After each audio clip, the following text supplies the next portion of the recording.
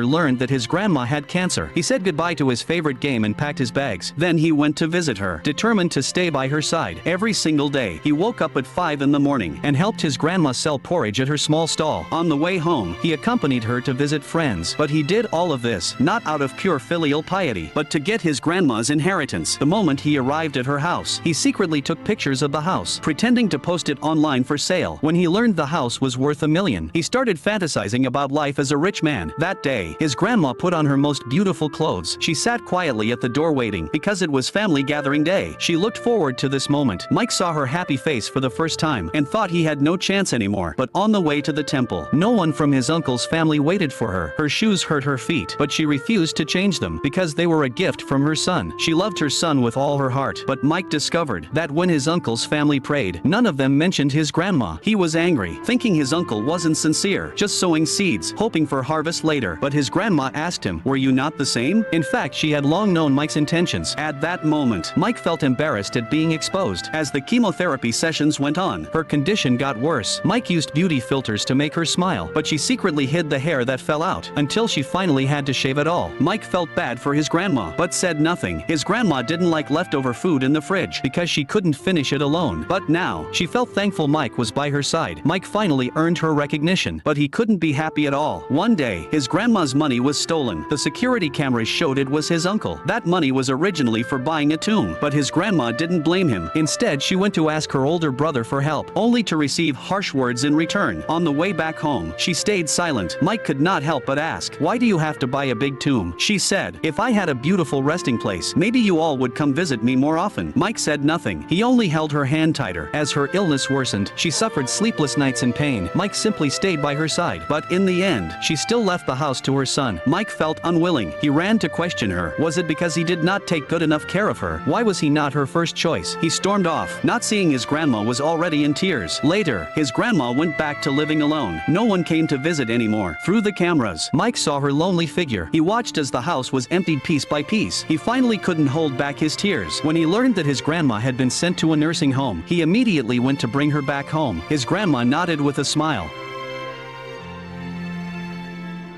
In the end, he accompanied her through her final days. On the day of the funeral, he received a phone call. It turned out his grandma had left him $1 million. That money she had been saving since he was in elementary school because he once promised her that he would buy her a big house for $1 million when he grew up. Mike used the inheritance to buy her the finest resting place. In his heart, his grandma was always number one.